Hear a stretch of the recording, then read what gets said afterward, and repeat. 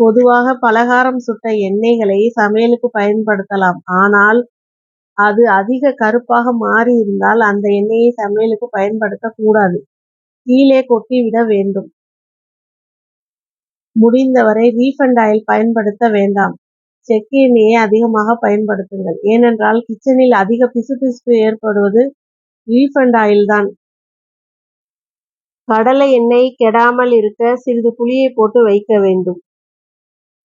சிறிது மிளகை எண்ணெயில் உள்ள பாத்திரத்தில் போட்டு வைத்தால் எண்ணெய் நீண்ட நாட்களுக்கு கெடாமல் இருக்கும். கூர்மையான கத்திகளில் தேங்காய் எண்ணெயை தடவி வந்தால் அதன் கூர்மை மங்காது. உள்ளங்கைகளில் சில சொட்டு சமையல் எண்ணெயை ஊற்றி தேய்த்து கொண்டு மீனை சுத்தம் செய்தால் கைகளில் மீன் நாற்றம் அடிக்காது.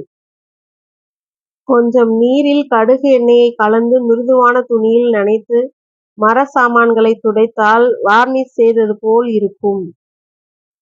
பலகாரம் செய்ய எண்ணெய் காய வைக்கும் போது முதலில் கொய்யா இலைகளை போட்டு எடுத்துவிட்டு பிறகு முறுக்கு, வடை, அதிரசம் போன்ற பலகாரங்களை செய்தால் எண்ணெய் பொங்கி வழியாது. அப்பளம் பொரிப்பதற்கு முன்னால் வெள்ளை துணியால் துடைத்துவிட்டு பொரித்தால் எண்ணெய் கலங்காமல் அப்பளம் சிவக்காமலும் இருக்கும்.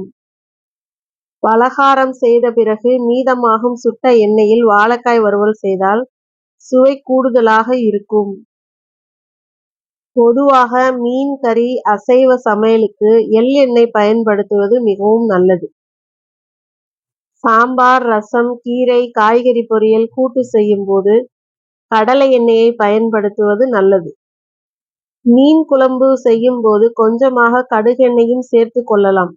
பொதுவாக சமையலில் கொஞ்சமாக கடுகெண்ணெய் சேர்த்து கொள்வது நல்லது. பிரியாணி செய்யும் போது எள்ளெண்ணெய் கண்டிப்பாக சேர்க்க கூடாது. முடிந்தவரை vegetable oil, rice brand oil பயன்படுத்தலாம். பொதுவாக எல்லா வகை சமையலிலும் கடலெண்ணெய், எள்ளெண்ணெய், தேங்காய் எண்ணெய், கடுகு எண்ணெய் அத்தனை எண்ணெய்களையும் கொஞ்சம் கொஞ்சமாக கலந்து செய்யலாம். இது அனைத்தும் சேர்ப்பதால் உடம்புக்கு ஆரோக்கியம்தான். ஒவ்வொரு எண்ணெயிலும் ஒவ்வொரு சத்துக்கள் இருக்கிறது.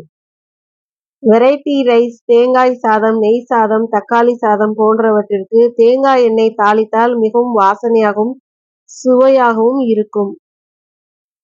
நெய் விற்கும் விலைக்கு நெய் அதிகமாக சேர்க்கும் எல்லா சமையலுக்கும் பங்கு நெய்யும் 3/4 பங்கு வாசனை இல்லாத எண்ணெயையும் சேர்த்து கலந்து வைத்து செய்தால் நன்றாக இருக்கும். ஆமணக்கு எண்ணெய் சில ஊர்களில் விளக்கெண்ணெய் என்று சொல்வார்கள்.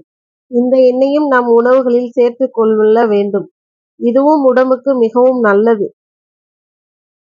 பருப்பு வேக போடும் போது 2 ஸ்பூன் விளக்கெண்ணெயை ஊற்றி வேக விட்டு விடுவதால் உடம்புக்கு மிகவும் நல்லது. விளக்கெண்ணெய் குளிர்ச்சி.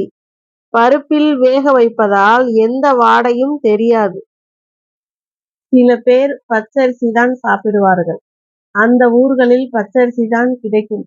அந்த மாதிரி சமயங்களில் பச்சரிசி சாப்பிட்டால் வயிற்றுக்கு ஒத்துக்கொள்ளாது. அந்த பிரச்சனை உள்ளவர்கள் 2 ஸ்பூன் விளக்கெண்ணெயை ஊற்றி சோறு ஆக்கினால் பச்சரிசியில் உள்ள சூடு போய்விடும். வீட்டில் பலகாரம் செய்ய போகிறீர்களா? காரம், இனிப்பு இரண்டும் செய்கிறீங்கன்னா முதலில் இனிப்பு செய்து விடுங்கள். அந்த எண்ணெயிலே காரம் செய்யுங்கள். அப்போதுதான் நன்றாக இருக்கும். காரம் செய்த எண்ணெயில் இனிப்பு செய்தால் அந்த இனிப்பு பலகாரத்தில் காரம் இறங்கிவிடும். பொதுவாக சமையல் செய்யும் போது அடுப்பில் எண்ணெயை அதிகமாக காய விடக்கூடாது. புகை வரும் அளவுக்கு. எண்ணெய் ஊற்றிய சிறிது நேரத்தில் தாளிக்கும் பொருட்களை போட்டு தாளிக்க ஆரம்பித்து விட வேண்டும். ஓவராக எண்ணெயை காய்ந்தால் சுவை மாறிவிடும்.